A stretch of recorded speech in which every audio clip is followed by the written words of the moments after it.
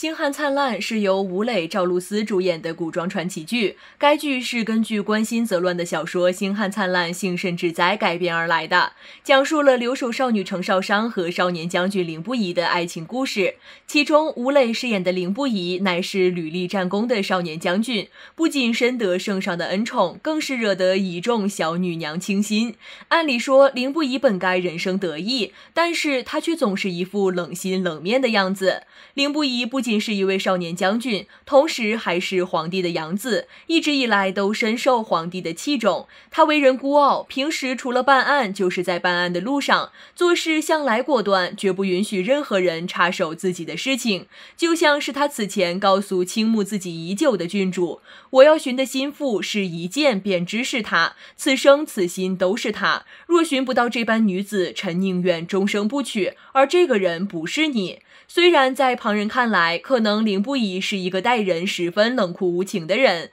但实际上他是绝对的外冷内热。否则最新剧情中，他也不会在得知程少商被母亲打了之后，主动让手下送去金疮药。其实凌不疑之所以养成了如此冷酷的性格，都是因为他的出身。凌不疑表面上是凌侯的儿子，实际上却是霍侯的儿子。当年他的父亲被凌侯杀死，是姑母霍君华故意错认了他，让他以凌侯儿子的身份活了下来。当时姑母霍君华带着他流落在外，正是生死未卜、下落不明之时，姑父凌侯却和府上寡居的淳于氏搞在了一起，并且还有了孩子，不得不娶她为妻。而姑母霍君华在伤透心的情况下，为了凌不疑的身份不被怀疑，便和凌侯绝婚了。因为亲儿子代替凌不疑死了，又因为凌侯的负心凉薄，霍君华在多番刺激之下得了疯病，于是凌不疑被接入宫中抚养，在皇上和皇后娘娘亲自教导，由着皇家排名成为了11郎。因为凌不疑是由皇后教导，因此与皇后更加的亲近，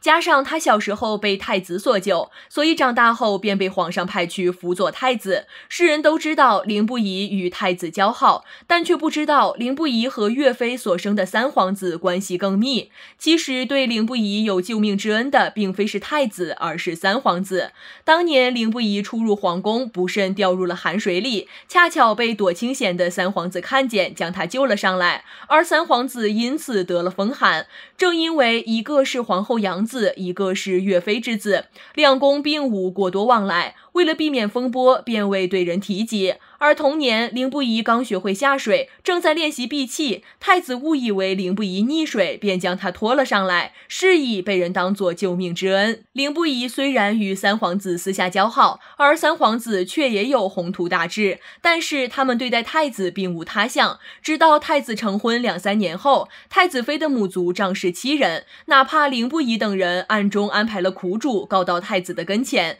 太子因为优柔寡断，也并未为此主持公道。不仅如此，朝中曾有重臣更是因为太子而死。这些年，如果不是凌不疑暗中处理麻烦的话，太子的名声早就臭了。于是凌不疑和三皇子便动了易储的想法，只是易储最难的不是太子，而是皇上的想法。如果皇上不想议的话，那么别人说再多也无用。于是他们便打算使用阳谋，让事实摆在圣上面前，让圣上看清真相。多年来，凌不疑一直在收集凌侯杀害父亲族人的证据，但是随着年月的久远，他越来越没有证据，而凌侯的家族却在不断壮大。为了避免以后牵扯更多人，他决定兵行险招。凌不疑将凌侯引到了郊外，打算私自调兵杀了他，以这样简单粗糙的方式报仇。而一旦事成，凌不疑也难逃一死，于是他干脆把三皇子的大事顺道给办了，